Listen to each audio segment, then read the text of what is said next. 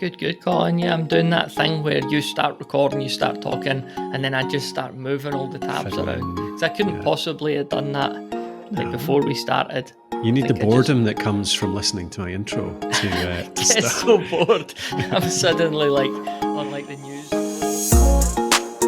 Okay, what we're covering today, this was a suggestion for you, wasn't it? Yeah, affiliates. I mean, the audience are always interested in ways to maybe earn a wee bit more, either on the side or really, focused on earning a living from their podcast. And affiliates have always been a good way to go about that for podcasters, even if they're just getting started, aren't they? Mm-hmm. Yeah. Is it worth a quick wee definition? Like, what's an affiliate scheme, an affiliate program? How does that work? Yeah, sounds good. So I guess the basics of an affiliate scheme is that you sign up to a partnership or agreement, and the gist of it is that you will promote a product or service via this unique tracking link or a coupon code. And if you refer sales, if people buy through your link, you will earn a commission. And there's different ways that kind of works. But there's a key difference here between that and podcast sponsorship, isn't there? Yeah. Sponsorship. I don't know. It kind of works nicely like a sponsorship, doesn't it? Because it's like a sponsorship you get to choose yourself, and that people don't really control. Like a sponsorship, you kind of have to sell it on a set rate. You have to have a certain number of listeners maybe to qualify for it. But with an affiliate arrangement, you just sign up for the program, whatever program you like, and then you earn based on how well you sell it. So you still create a sponsor slot in your show. Well, you can actually. I mean, there's different approaches, isn't it? You can create an actual advert, an actual sponsor slot, like you would with an actual, like a legit sponsor, but instead you're just directing towards that affiliate link, and you earn how much based on what you sell. And it could also be, though, you just actually talk about these things. Like some of the stuff we'll talk about later, some of these programs we're going to mention are things that we use, and we just talk about how to use them. And that's the best kind of affiliate program, really, in where it's something that you use, you love, you're talking about anyway. And so you're recommending it. You're teaching your listeners how to use it, why it's of benefit to them. And as a kind of extra bonus, you get a wee commission from it if they go and use it themselves. So yeah, that's the idea.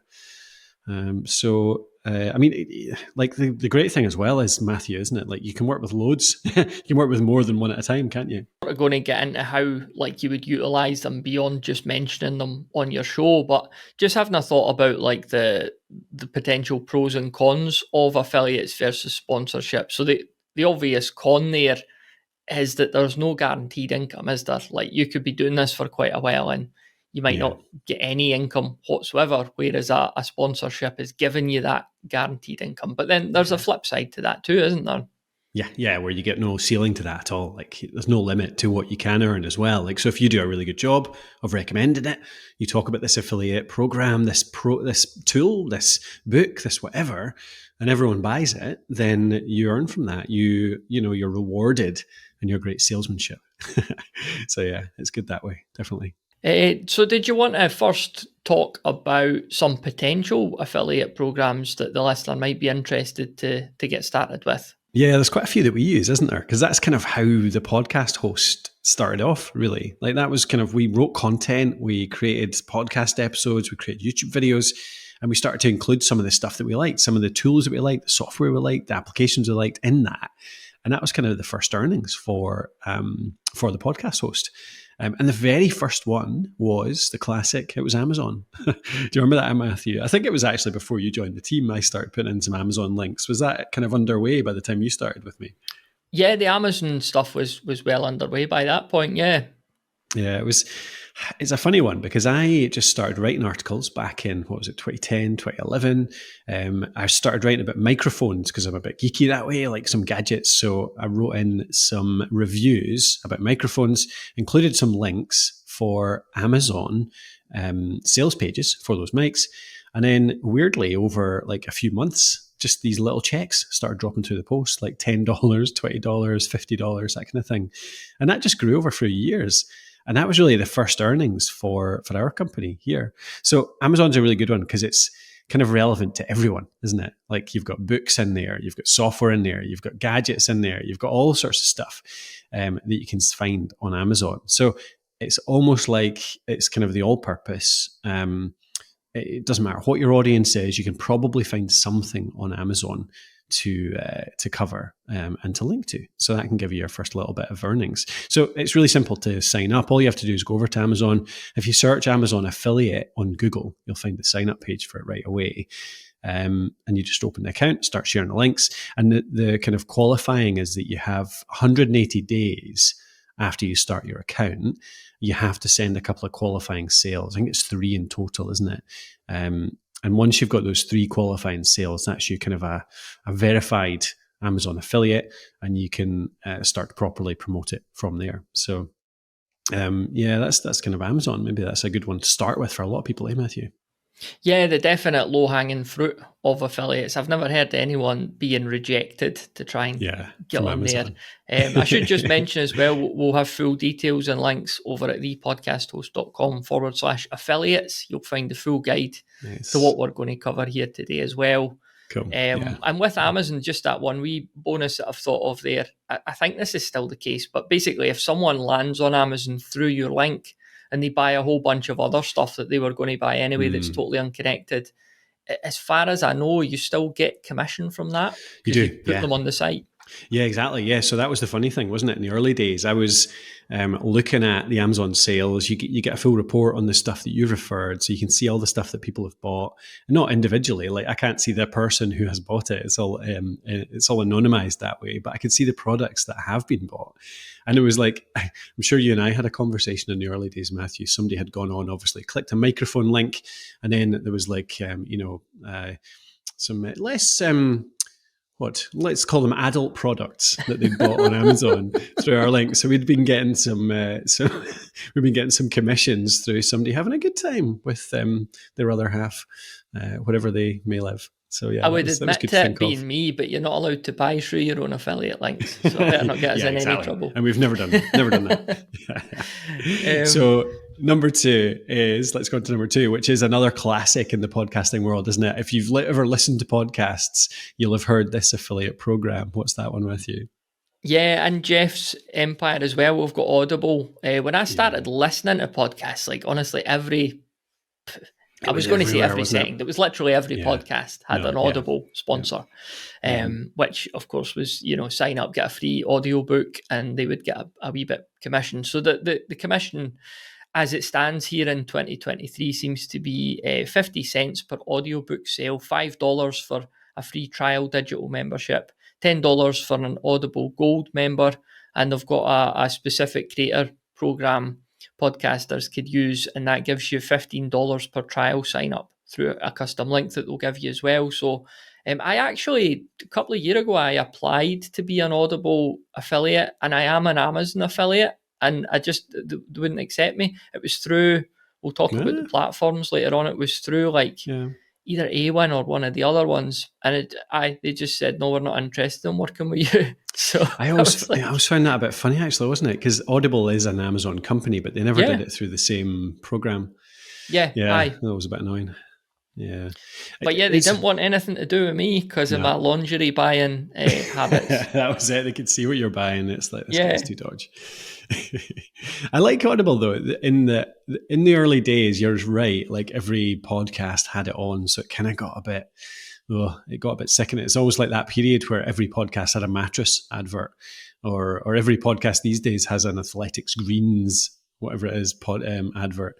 But the ones that did it well, I think, found a book that was really relevant to their audience, or whether it was fiction, whether it was non-fiction, or even like audio drama type stuff that Audible does as well, and they do a review of it. Like they actually kind of talk through a little bit of it, maybe even include a clip. Like, and I was never quite sure whether that was legit or not, but I think it is fair use if you're doing a little review, include 5-10 seconds. And put that in. And that's actually a really good little selling point. So like, if you like this, you might like this book. That would seem to work quite well. So yeah, I think that's definitely key with this. Like just saying, you're listening to this, you like audio. Here's some other audio you could get. That's just too. Nobody's going to be like, well, that sounds exciting. Yeah. But yeah, like you're saying, if you're talking about a book that you've just listened to that you really enjoyed, and it's relevant to your topic, then I think that's a much better way to go about it. That's it. Totally perfect. All right. Number 3, let's get on to a couple of things. So one of the things we were talking about before, Matthew, was the fact that, the two above, so Amazon, Audible, both are kind of general purpose. You'll probably be able to find something relevant to just about any audience in there. But the other thing that's almost relevant to just about any podcast is the fact that if you run a podcast, you get asked by every other person, like, oh, I see you run a podcast. Can you give me a bit of advice in setting up my own?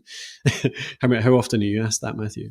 Yeah, quite a lot. And I always say something like, well, I'll let you know when I've learned it myself. Exactly. So we're going to give you a couple of bits of software, affiliate programs, which are about starting a podcast software. Obviously, that's really relevant to us at Podcraft, the podcast host. But the first one I'll mention as well is our very own Alitu. So Alitu is our podcast maker platform. It does call recording, audio cleanup, audio editing, transcription. It includes hosting as well. So it's like an all-in-one. So it should be a really easy sell to just about anybody who wants to start a podcast, particularly beginners, because it kind of includes everything, makes it as easy as possible. And we do have a really competitive commission price in there as well, commission reward even, which is 20% forever. So 20% of their recurring revenue. So that is one method whereby you can get reimbursed for your affiliate stuff. You can either get a one-off fee if somebody buys something, or you can actually get a part of their membership ongoing, and we do the recurring. So it's 20% of their monthly membership every single month. So current Alitu price is $38, which means that you get, quick maths, $780 a month of that person's commission, of that person's membership. So for every person you send towards Alitu, you get $7.80 of their membership. So that means you get that percentage for the first year. So if you go over to thepodcasthost.com/Alitu affiliate, you'll see that there, the sign up for that, thepodcasthost.com/Alitu affiliate. And again, that's in our main article that Matthew mentioned earlier too, thepodcasthost.com/affiliates. But that's Alitu. But of course, there are other ones too. Applied for that one too, got rejected. We rejected you. I mean, you're just not you're not a trustworthy affiliate, Matthew. Yeah, but like you're saying, Colin, other platforms are available. Obviously, these are 3 dedicated hosting platforms that I'd picked out to mention. So, like you're saying, Alitu has the full package in there, recording, editing, production.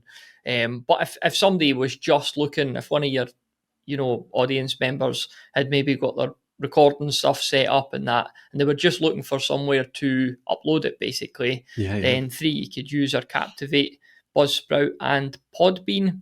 So they all have slightly different offerings, but all of them are pretty good.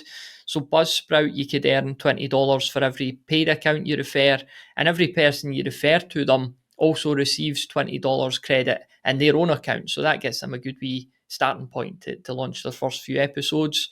Podbean affiliates, you earn $25 for each referrer, and for each referrer signed up to use their Podbean unlimited plan. And each person you refer will receive a 1-month free trial as well.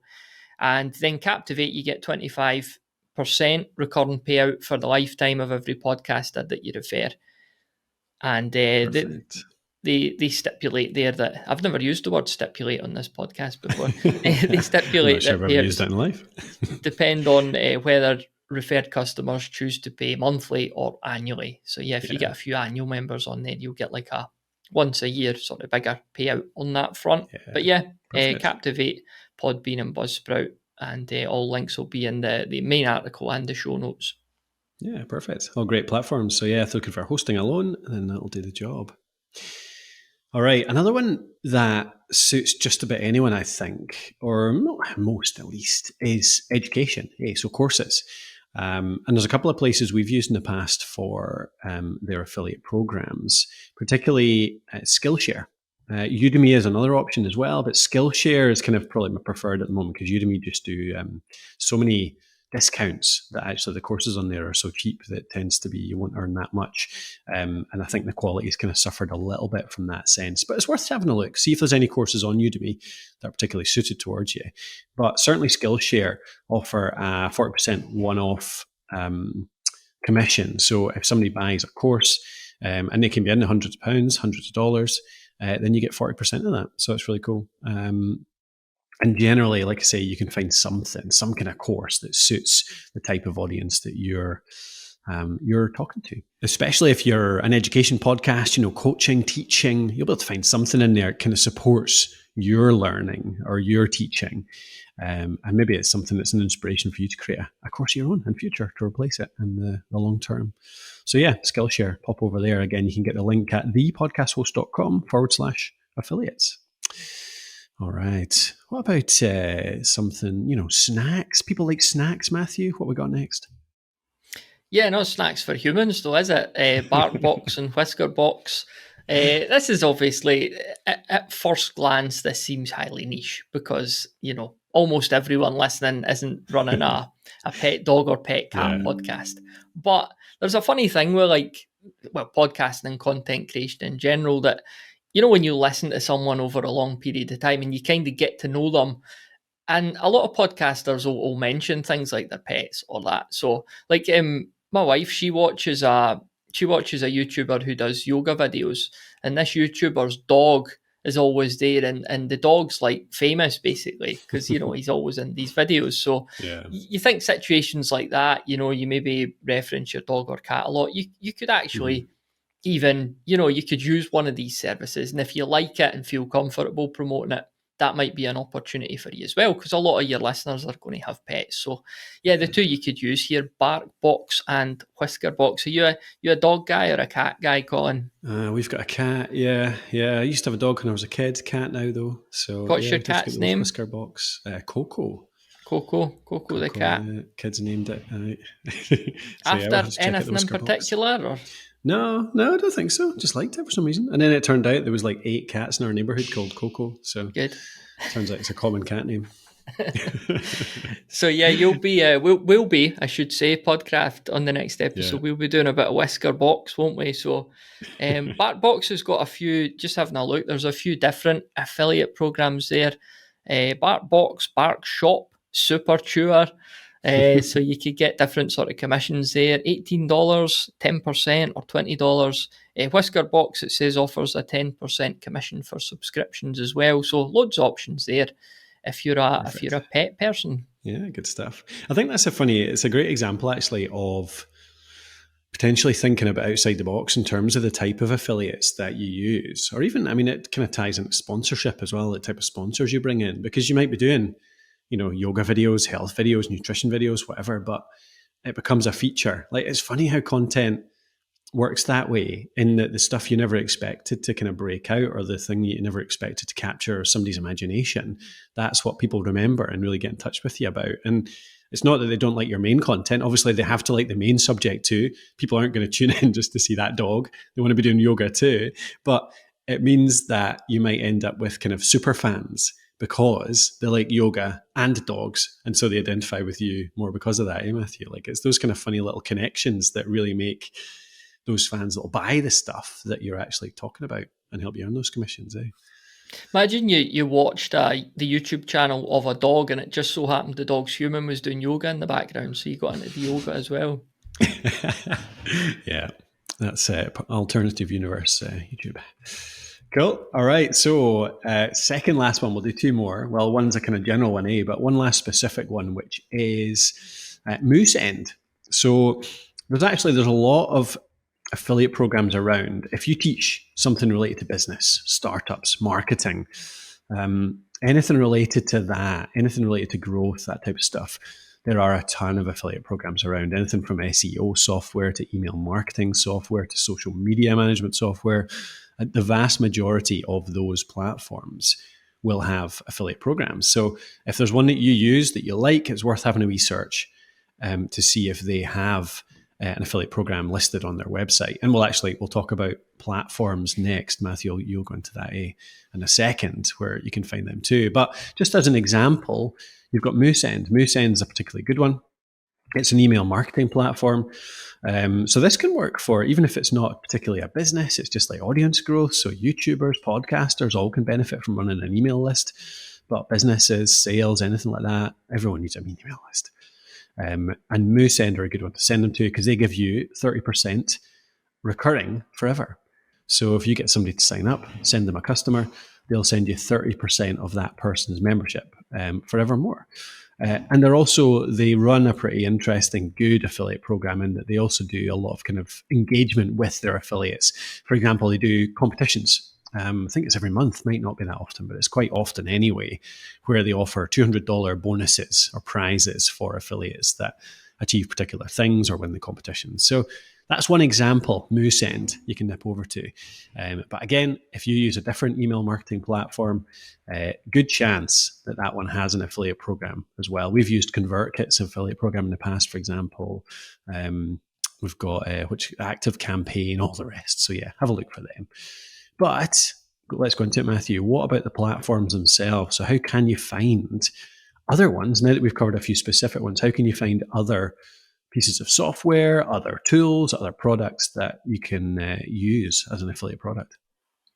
Yeah, so if we go back like 15 years ago, I suppose affiliate marketing and affiliate schemes and stuff like that would have looked a bit different, wouldn't they? Because it was more up to, the business owner, the tool owner or whatever to try and come up with a way to do an affiliate program. And Yeah. it was a bit more DIY, but now we've got a lot of these platforms that will take care of it for you. So you sign up to them and you put your program on there and they'll handle a lot of, the links and the payments and stuff like that. So yeah, there's a few platforms out there. You've maybe heard of some of them: CJ Affiliate, Awin, Impact, Share a Sale. I think we use most of them. In my own podcasting ventures, I use Awin for Etsy affiliates. Yeah. So I've done a few pieces of content around like my geeky tabletop show. I've done some content around creating terrain and buying terrain and stuff like that, cool. for your games. And there's a lot of good stuff on Etsy. So I actually have been able to do a few sort of links towards Etsy, and that's been working okay for me for my very small audience. So I think I do that through Awin. And the good thing about being on those platforms too is that you do fill out your questionnaire, what kind of content do I create, who's my audience and stuff like that. And then businesses on there will get in touch with you because they see that you're maybe a good fit for stuff they're offering. So it's basically potential affiliates start coming to you. Don't get me wrong, it's like anything else. You get a lot of junk, it's just people on there doing the fire hose approach. But now and then you'll see something that's interesting that you could maybe look into, and it will create some opportunities for you too. So yeah, we'll put links to those platforms in the show notes as well. Good suggestion, yeah. Awin used to be called Affiliate Window, didn't it? I used it a fair bit in the olden days as well when I was writing a bit more about sports, mountain biking particularly. So they're good for sports and nutrition and that kind of stuff. So I was able to link towards a lot of the big bike shops online, like Chain Reaction, Wiggle, all them kind of places. So if I was talking about a bike or reviewing a saddle or a set of pedals or something, Affiliate Window or Awin were good for that actually. So yeah. There's a lot in there. Yeah. You get such weirdly specific stuff on those platforms, don't you? Like you get on there and you find these things that you don't even understand what it does, like some kind of financial instrument or something like that people are trying to use to do investment or something. It's like weird little things that you've never really heard of. So yeah, no matter what you do out there, have a look on these platforms and I bet you can find something that's really relevant to your audience. What do you think the listener would rather listen to less? You reviewing a saddle or me reviewing like tiny miniature toy trees? What do you think would bore them more? I reckon, there's not a lot. I struggled to find more things to say about saddles, I have to admit. Like sometimes we think like, what else can we write about microphones? Like we've said it all about microphones, but actually microphones have a lot of different stuff generally. But yeah, saddle, it's like, no idea. It's pointy at the front. It's blunt at the back. It's soft or hard. That's it. Comfortable on the bum. Exactly. Is it worth a quick comment actually on if you do teach a subject, if you do cover a topic, you have a look around and you really can't find anything which covers it, any affiliate program, whether it's like searching on the websites of tools you use or whether it is looking at like Awin or Impact or whatever, any of these platforms, you still can't find it. One thing that I have seen work in the past is actually just reaching out to companies and setting up an individual relationship. because it's possible. And we have this with a few different places where they can just set up a tracking link on Google and they can tie that into their stats. So you can tie it into, say, your Google Analytics or however you track it as a company. And you can see how many sales a certain person sends you based on that link. So it is possible for companies to set these up individually. So if you do have a really kind of specific loyal audience talking about a really specific thing, and you can find a company that's really relevant and reach out to them and kind of teach them how it works. And you'll be able to get a really good relationship with them yourself, and you can be kind of their prime affiliate, your only affiliate, because you're the one that helped them set it up. So it's worth a wee look. All right, what we do next, Matthew? We're going to how to actually do it a little bit more. Should we give some tips on how to sort of deliver affiliate content? Yeah, the listener's excited now. They know what they're going to sign up for. They just need to know how they're going to utilize it in their content, don't they? So what's a big important thing that we need to start with on this front then? Yeah, first thing is you have to declare it. So you have to say, like, if you're including affiliate links in a blog post particularly, you want to put a little statement above that, even just a sentence that says some or all of the links below are affiliate links. If you click on them, we'll earn a commission, but don't worry, it doesn't cost you anything. It just gives us a share of the company's profits or something like that. You know, there's little kind of templates out there that you can find if you search for affiliate disclosure.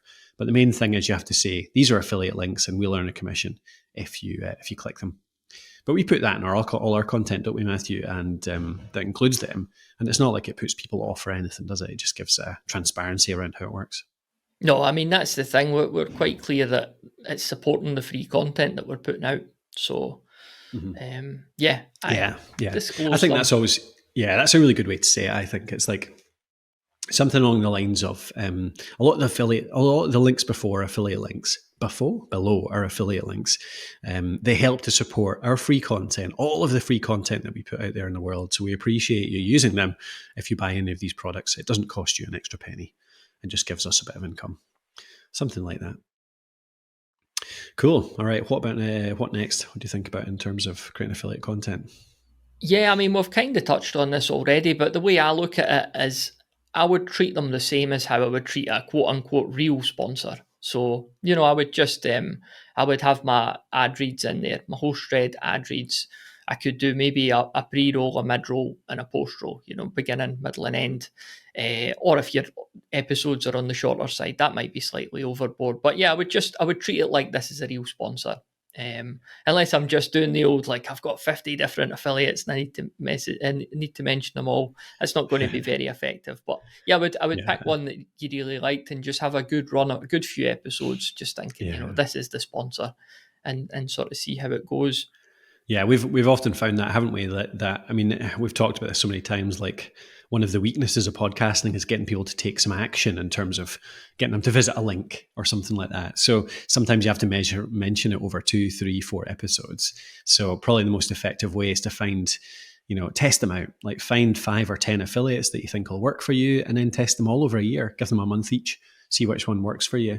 And if any of them convert particularly well, if any of them turn out to be particularly popular with your audience, then dive in on them much more deeply, like use them a lot more, and see how that goes.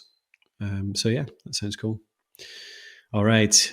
Next one I would say is related to that, which is how you actually deliver those links. So if you are trying to get people to go and visit a link, like we said, it's kind of difficult to get people to actually go and do something like that sometimes. So make sure it's memorable. So use short links, which means either using one of the kind of short link tools out there in the world, whether that's Bitly or something like that, where you can go bit.ly/my affiliate, or whether it is on your own site. If you have a WordPress site, for example, you can use a tool like PrettyLink, which lets you set up those short links as well. That's what we use for the links like thepodcasthost.com/affiliates. And that'll send them to a longer link. So you can kind of hide those complicated tracking links, which you use for your affiliate program, behind that memorable short link that's just set up as a redirect. So yeah, PrettyLink if you're on WordPress, or something like Bitly if you're on something else. But many of the web platforms out there have these set up for you now. All right, what else, Matthew? Yeah, it kind of ties into that, doesn't it? We don't just want to mention these links on the podcast. We want to put them into your written content too. So get them in your show notes. If you're running an email newsletter, that's a great place to put them. If you're running a blog, or keeping a resources page is really good practice as well. If your show mentions a lot of stuff that you're using, tools, services, etc., get that resources page that you could always link back to, and you could update it, and it becomes a really good resource for your audience as well. And that could obviously contain some affiliate links in there too. That's a really nice way to do it, isn't it? Like if you're mentioned, so as us as an example, we're talking about podcasting tools, podcasting gear, microphones, all that kind of stuff all the time. And if we tried to do a separate short link for every single one of them, it's just not that memorable. But if we always just say, we talk about a mic, we talk about a mixer, we talk about an app, we say, if you want to see it, go over to the resources page. Our podcast resources page includes everything you might need for a podcast. It's over at thepodcasthost.com/gear or something like that. That works really nicely. So yeah, good tip.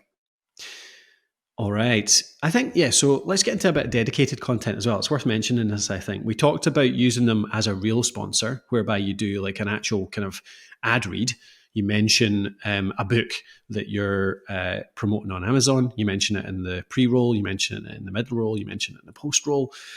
But actually creating a whole episode about something can be really relevant to this sometimes. Because if you teach, let's say it's that startup podcast I talked about earlier, and then you do a whole episode around how Moosend can be a tool that can help you grow your business.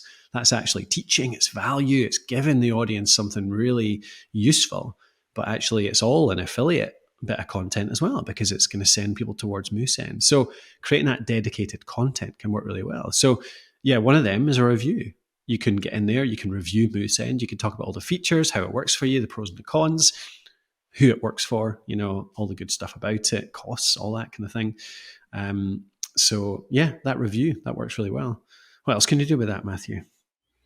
Yeah, I like the versus strategy, which leans into what people are searching for when they're doing research. So this could work well as a podcast episode with a good accompanying blog post. So it could be taking one of your affiliates and putting them up against something else that you're an affiliate for, or just a rival product. BarkBox versus Mutt's Nuts, which is another service you could use on that front, I've heard. People are obviously searching for that. And you're going to provide the answers. You're going to go through things like pricing and what you get in the box and how much your dog likes them, and create helpful content about it that people are actively searching for. Yeah, totally. Yeah, this is based on kind of some of the top search types out there, isn't it? Like review. So when people are at a buying level, they'll say a road podcaster review. They'll type in. So that's one way. But versus is the other, road podcaster versus the blah blah blah other mic. And the third of those is lists. So best. It's always worked well for us actually. So best microphones, best mixers, best podcast software. Or top 8, top 10, wherever you want to go. So lists work really nicely too. Include 3, 4, 5 different products. Hopefully you've got an affiliate program for all of them, so it doesn't matter what they choose. You can be totally honest, impartial, unbiased. You can include all the pros and cons. They can choose whichever one they want, and you hopefully get a commission from them. So lists is another nice one. And there's a final one. No, there's a fourth one, isn't there, Matthew? What's the other one again? Costs is the next one, isn't it? So, how much does Alitu cost? Is a question that some folks really will ask, and you could answer that, and you could, you're then kind of turning it into a review, but it's just got a different sort of spin on the title, doesn't it?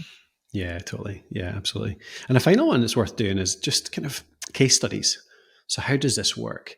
And it can be done in a teaching way as well. So it can work really well alongside in any content. Like, bear in mind saying these reviews, these verses, these lists, the costs, case studies too, all can work as blog posts, can work as video episodes, can work as podcast episodes. You can do all of them.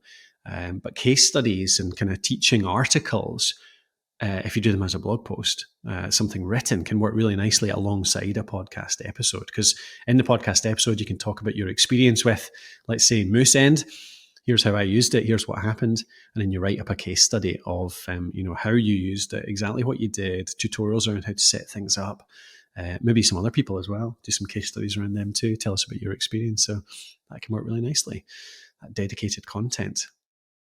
And again, this is really kind of how our company started up. All of these, we did a kind of mix of these over the first few years, and a lot of that started the income that we generate these days. And we've kind of expanded out beyond that now, but still, it's still a part of what we do for sure. All right. Anything else, Matthew, before we finish up? I guess there's just one last thing I wanted to mention, and it was the use of dynamic ads to, I mean, say you want to go full on with one of your affiliates and really create a sponsor read for it, and all your back catalogue, you could use dynamic ad tools to just add it in there.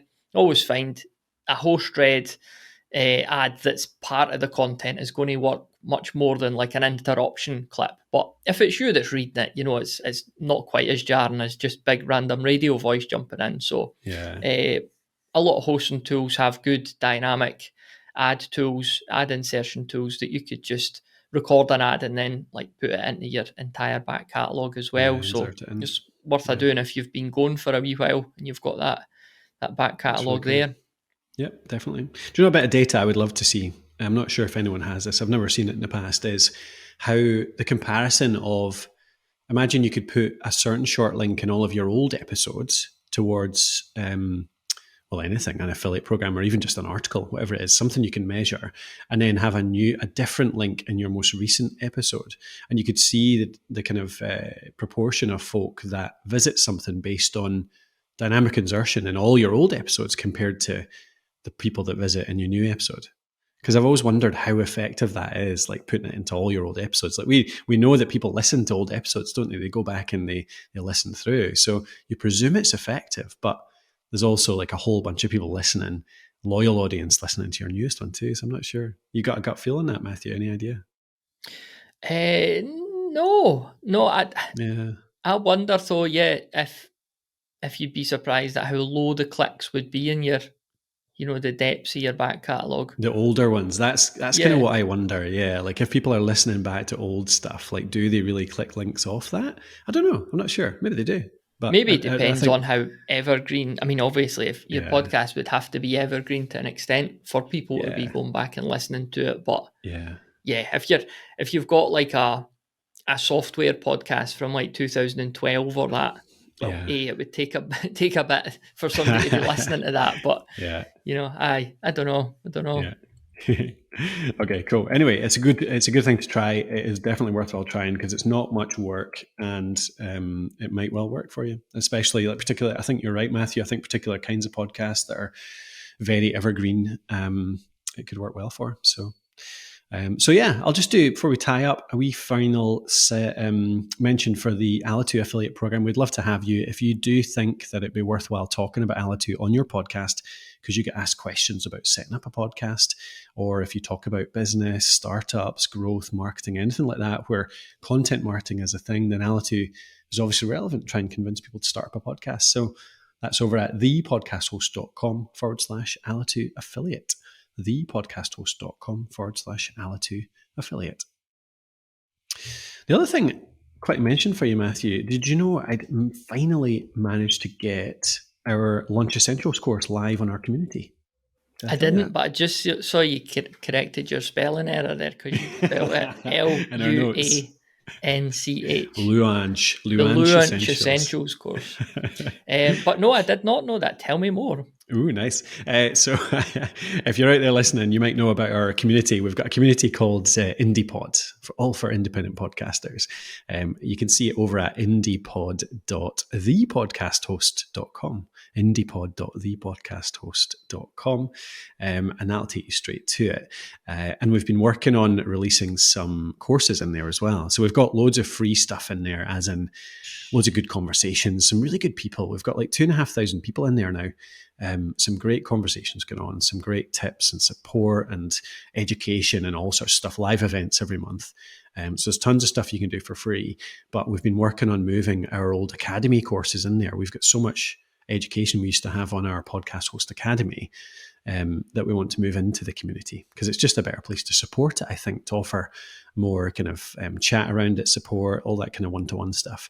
And Launch Essentials is now in there. So if you're looking for a course that will take you through the whole thing around launch, right from planning, so the strategy around how you set up a podcast in terms of, your ideal audience, the problem you're solving, the solution you're offering, the uniqueness, all that kind of stuff, those things that actually really matter in making your podcast a success. Right from that stuff up to gear, software, setup, hosting, all that kind of stuff.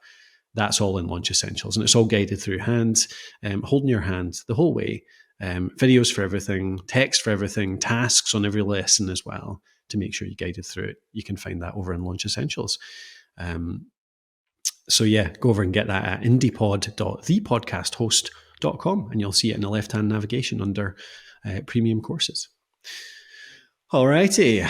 For this week, Matthew, are we going to finally move on with our gear season next week then? I think so. Yeah. Let's get cracking with that. Unless you come up with some more bright ideas. Yeah.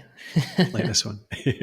Yeah, so that's the plan, everyone. If you fancy listening in, we're going to refresh our gear, equipment, our podcast gadgets season.